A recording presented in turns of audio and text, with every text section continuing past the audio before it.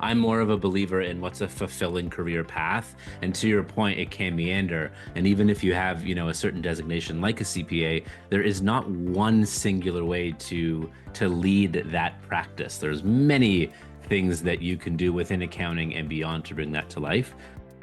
Welcome to Rise and Stride, where we empower you to take your next step in an ever-changing business landscape.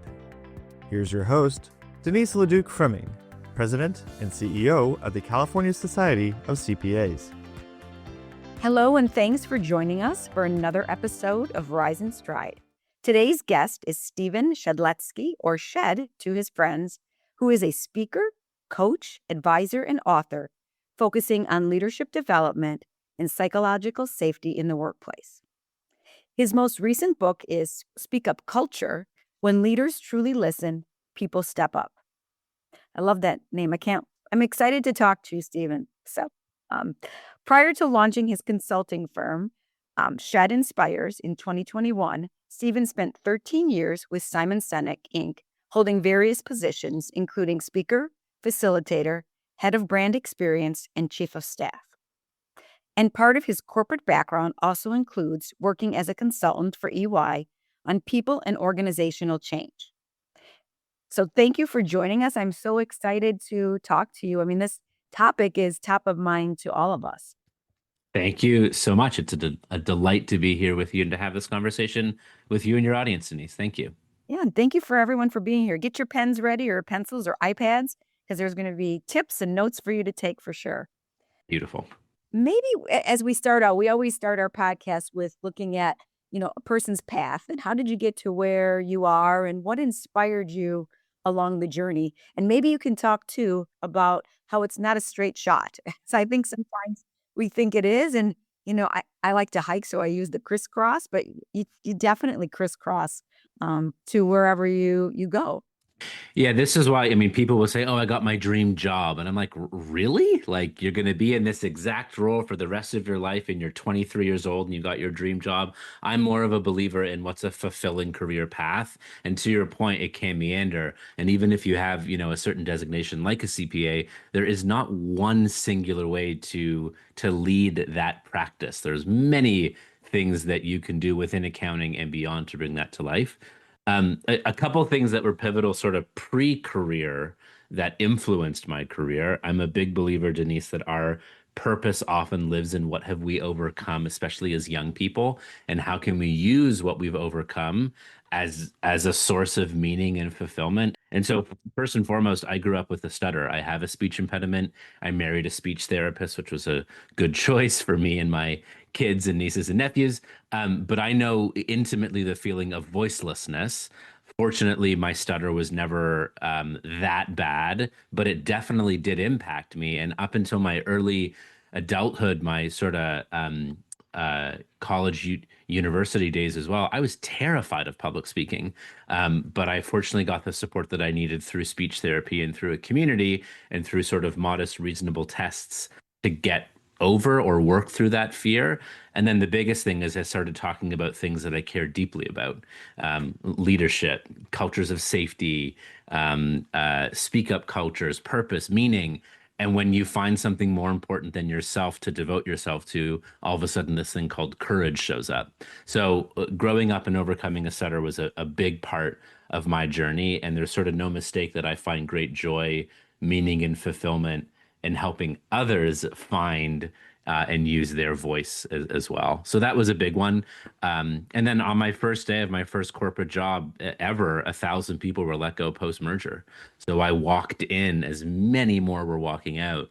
And I sort of had this front row seat to how the behaviors and the decisions and the communication of leaders either makes things clear, better, hopeful, or makes things far murkier, pessimistic, and fear-inducing with leadership, the behaviors of leaders, and how it either positively or negatively affects culture and performance, whether on purpose or not. Mm-hmm. It's a great story. I mean, you think about, you were afraid, like you said, voicelessness, right? You were afraid to speak, and now you're out speaking to so many individuals, inspiring and impacting them. Thank you. Oops. But by the way, right? I love it. It's a Thank you. great story. Thank you. As I think about the world and how fast we're all moving, it's very hard sometimes to be very intentional and listen. And you talk about on your website, you say helping leaders listen to and nurture the voices of others is your jam. I love that. You help leaders make it safe and worth it for people to speak up. How help us with and me honestly, because I believe in that 100%. I sometimes it's hard to take the time, and we need to take the time. So maybe talk a little bit more about that. So I think a couple of things. I mean, one thing that gets in the way is a bias of we often think we're doing a better job than we might be. And how do we pause and include silence and ask an open-ended question and promise to our people that whatever they share, it'll go better than they think that it will. But then it has to go better than they think that it will. The other thing that is a real challenge with the speak up culture, and you mentioned it, but it's pressure, time pressure, financial pressure, social pressure. All of these things make it really hard to lead and behave and act with ethics and to lead and behave and create space. The other thing is community. The other thing is a trusted group of people, whether it's folks more senior to you at your level or below, who help hold you to account. I've heard a definition of community as a group of people who agree to grow together, which I love, which means that there's built-in shared accountability that let's say, Denise, you and I are leadership buddies or speak up culture buddies, and we spend a lot of time together and we coach each other, we observe each other's behaviors. Let's say I'm doing something that might not be intentional, could be a micro behavior, could be an expression on my face, could be something that I say in jest, like anything. And you're like, I think that actually made it less safe and less worth it for the people around you to use your voice. How can we share that feedback with each other so that we can be mirrors for one another? And the work of all leadership development, I mean, I've been in this space for close to 20 years now. I've taken part, I've been a student of, I've taken part in leadership development programs. I've spoken and facilitated in many, I've audited many, and I've noticed a trend. They all start with a module on self. Well, of course, like you got to figure out this instrument, your own instrument, before you can fine tune it, figure out which songs and notes and tones you have any excuse or business playing, and the ones that you should not, and leave it to the trombone player. And then the work of leadership is how do I best harmonize and create synergy? One plus one equals infinity through teamwork. How do we better harmonize each of our instruments through our self-awareness and then our shared awareness? And then the real work of leadership is how do I help others on their journey to figure out what their instrument is, how they can play it at their best and harmonize best with others, and so on and so forth. I'm pausing. That's because I'm taking some notes and thinking about, everything you're saying. And I've never heard the community piece, but, group of people who agree to grow together. That's, that makes a difference, right? Of how you think about that, because you're each accountable to each other to help in that growth. Well, but like you look at anyone who's committed to being the as good as they can be at their craft. Like I'm a big baseball fan, and at present, hopefully by the time this podcast comes out, my Toronto Blue Jays will still be in first place. I was going to But say, who's your my team? my team my team are the Blue Jays, and Oh, so they're winning. Their culture is strong right now. You look in their dugout; they're constantly talking about the craft of how to be better. I think it's such a big part of how to be a better leader is are you surrounding yourself with other practitioners, people who are on the journey of leadership as well. And no one of us is right, but together we can be better. No one of us is perfect, but together we can be better. that's good. There's a lot of nuggets here, so I hope everyone's listening and taking notes. So, help us connect into we hear a lot about growth mindset. You need the growth mindset. You have to make sure you're developing people with that growth mindset. Tell us more what you think about that. I'd love your take on it because it's out there, and it's kind of like being authentic is out there. But do you What's your take on that? Yeah, well, one on the being authentic. I'm a fan of being authentic, but it isn't a hall pass to get away with jerky behaviors. You still got to own the impact you have on others, even if it's authentic.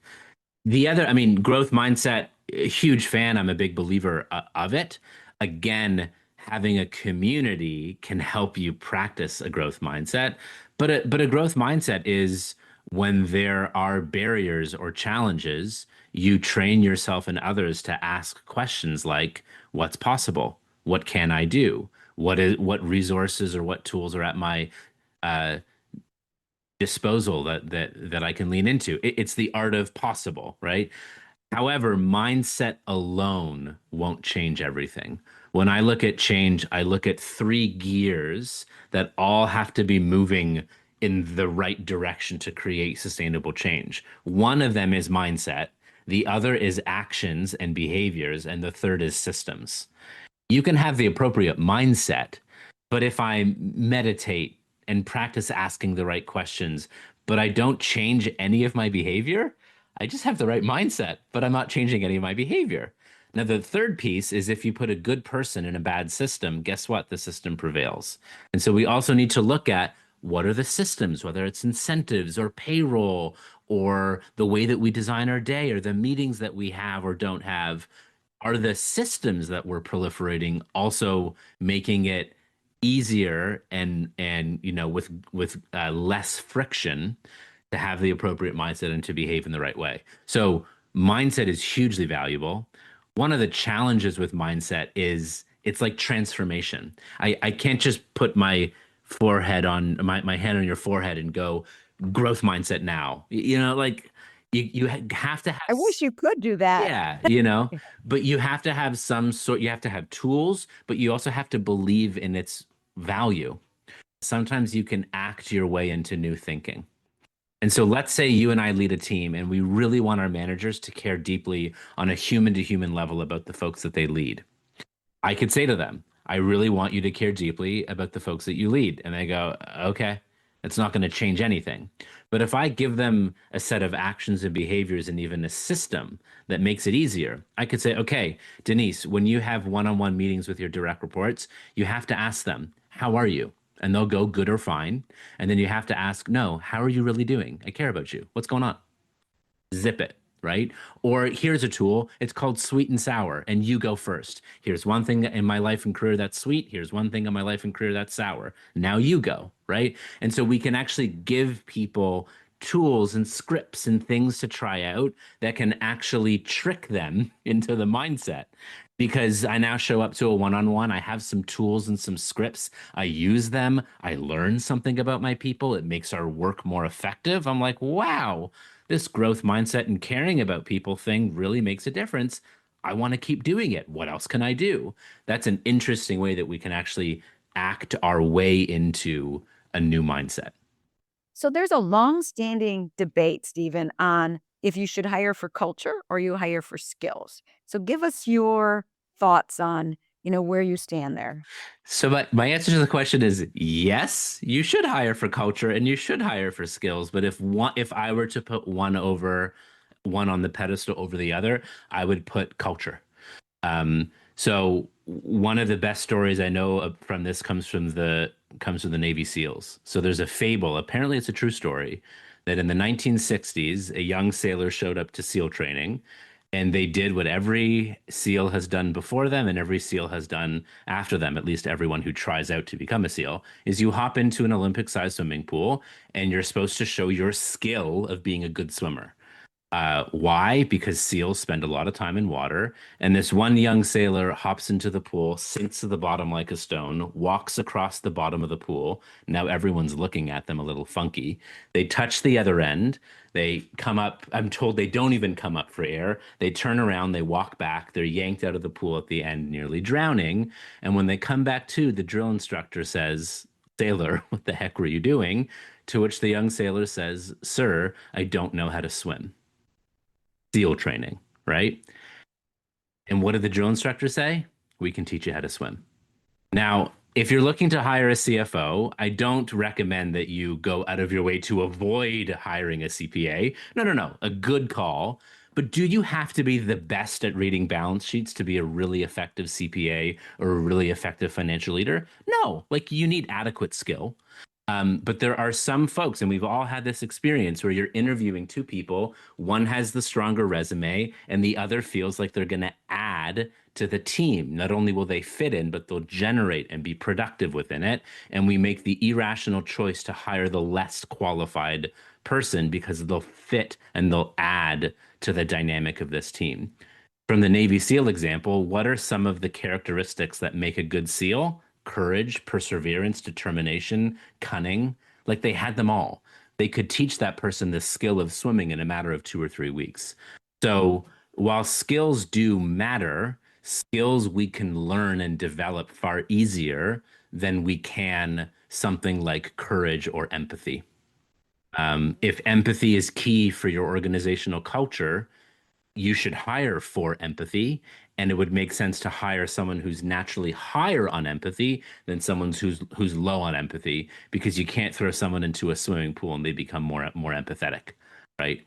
Um, Empathy takes a lot more of a transformative journey to develop. So, yes, hire for both culture and skill, but I would put on a pedestal human attributes and human characteristics more importantly than skill alone. And you mentioned in the beginning too, the you have to have the values in place, right? And somewhat the system in place in order for this all to work, right? So people understand that.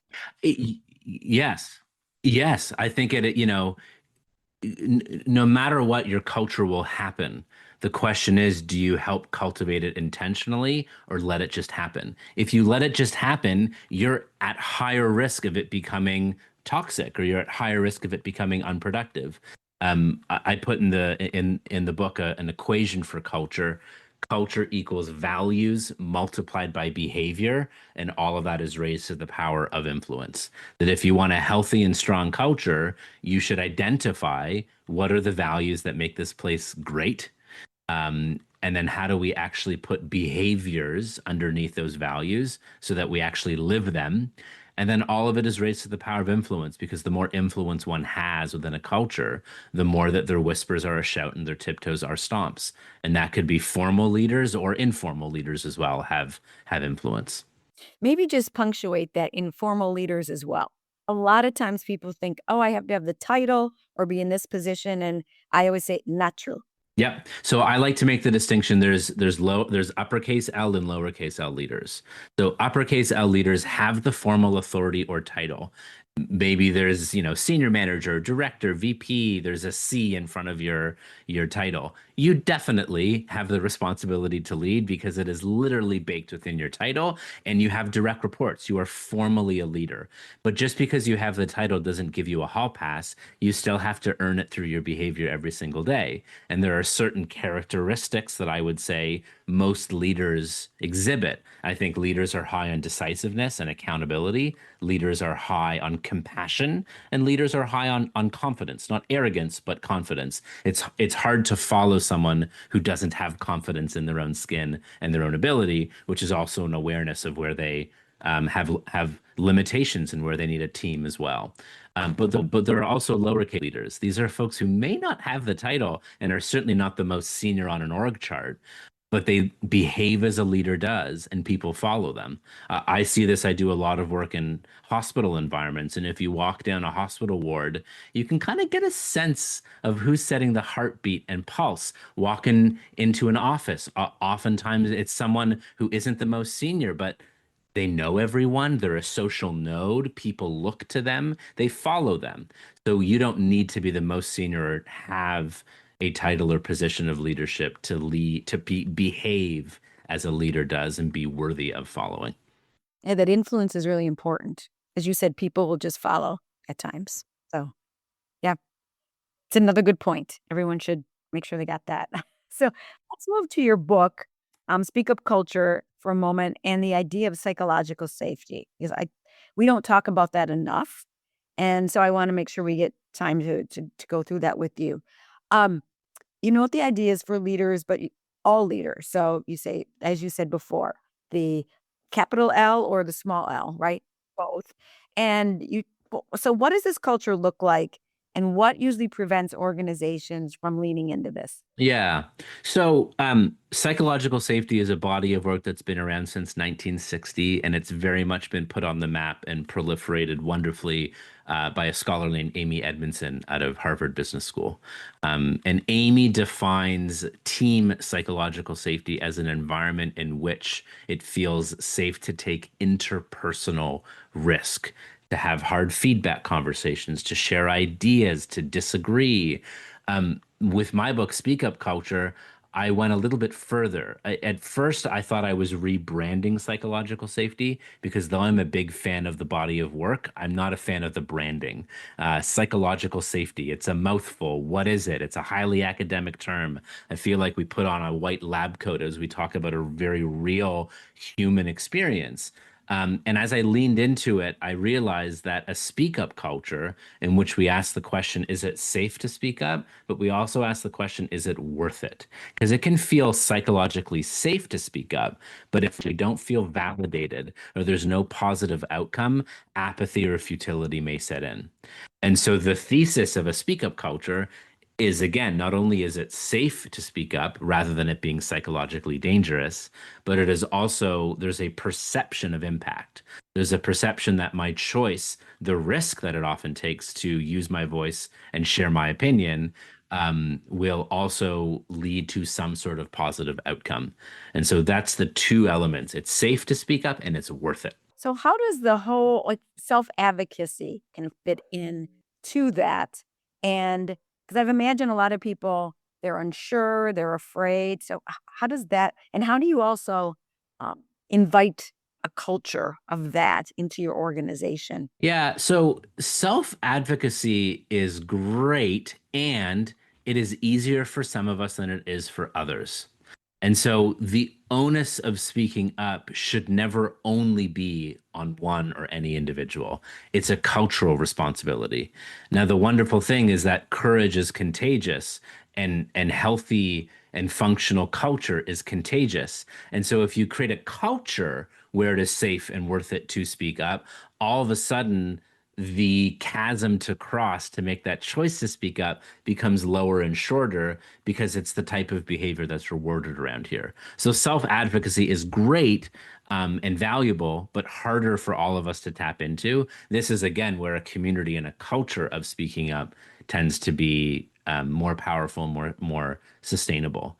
So that's definitely one piece that comes to mind. What was the other piece of your question I'm forgetting? How do you help organizations kind of get there? And with that, I have another, what you're speaking is, um, always want healthy critics in the room. You want to be able to have conversations. How do you, I don't know, what's the balance there of someone saying, I spoke up, but someone made me feel uncomfortable? Can you help us kind of unpack that a bit? Yeah. So I think a couple of things. So one is the way to create a speak up culture are two actions that can create a virtuous cycle.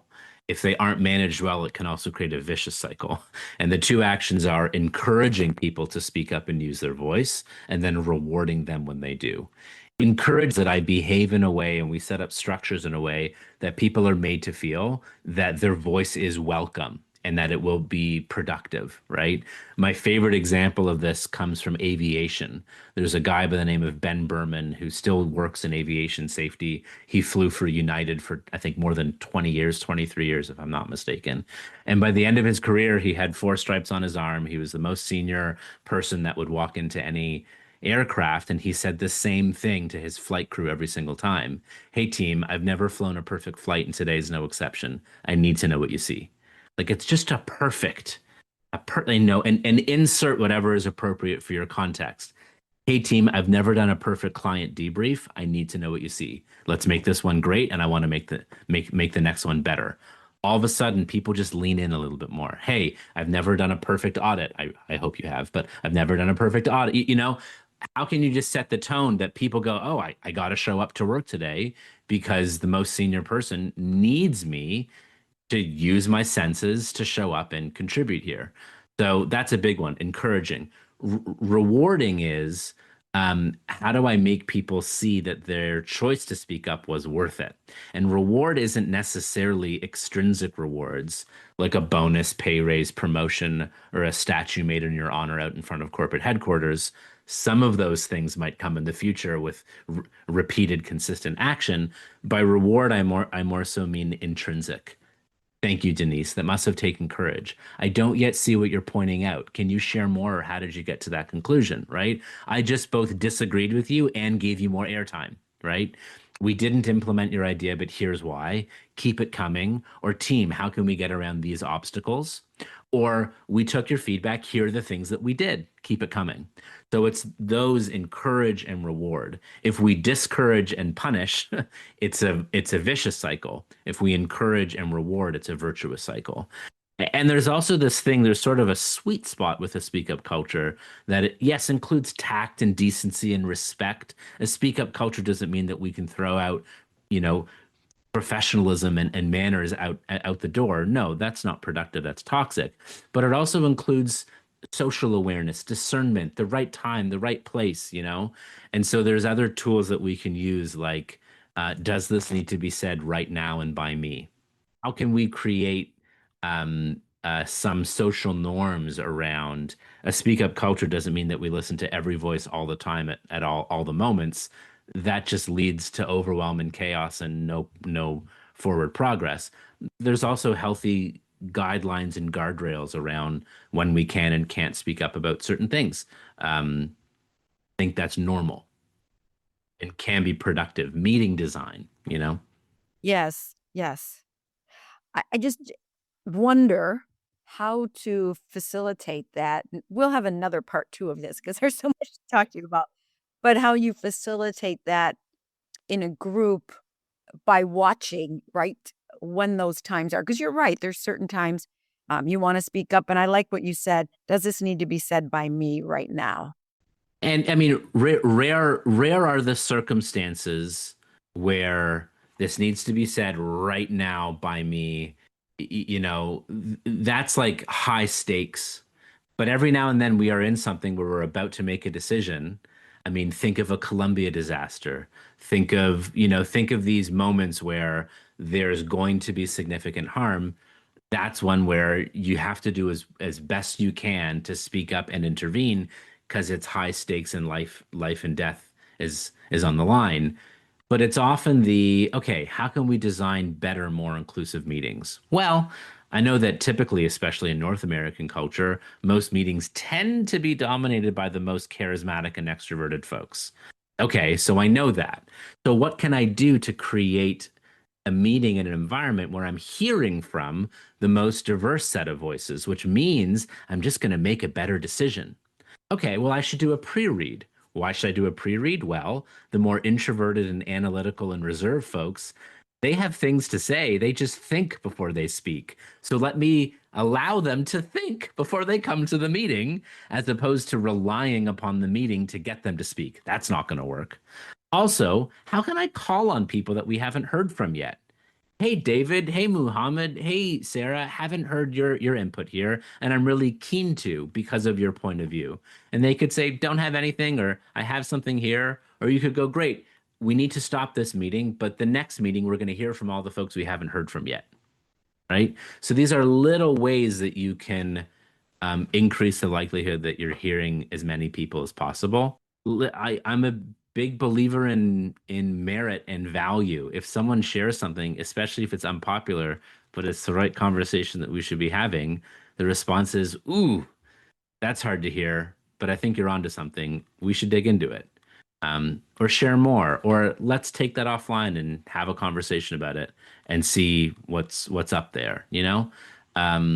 So a few nuances that I wish the stuff were as clean and clear as some of the financial numbers that you all deal with, but this is in the nuance. It's the messy human dynamic stuff.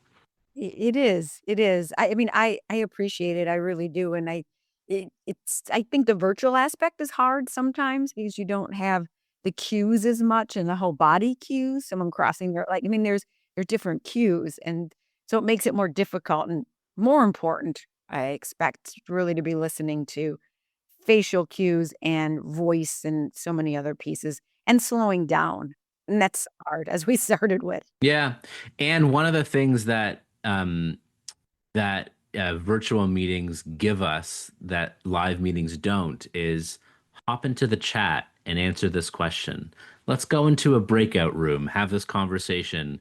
And if you break out and don't debrief, did the breakout really occur? No, every breakout should have a debrief. So there actually are tools at our disposal that can actually increase the likelihood that we're going to hear more voice in a virtual setting as well. You definitely do miss on some of the cues, especially if videos are off.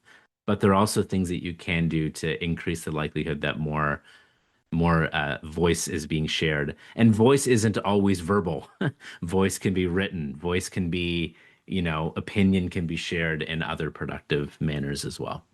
No, I like that the chat piece too in the breakouts, because the chat I can usually you can see a lot.